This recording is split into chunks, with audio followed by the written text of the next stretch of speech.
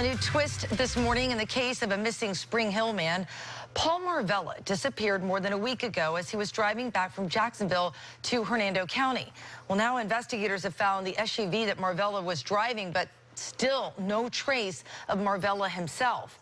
News Channel 8's Jana Jones is live in the Tampa News Center this morning. So, Jana, this case is a real mystery. Gail, it certainly is. Paul Marvella's family and friends want answers. His parents are worried sick at this point. It's been more than a week, but this latest clue hasn't answered their most important question. Where is their son, Paul? Friends and family call 30-year-old Paul Marvella a good kid with an odd job.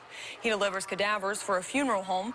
Marvella was assigned to drop off a body at a tissue bank in Jacksonville 8 days ago.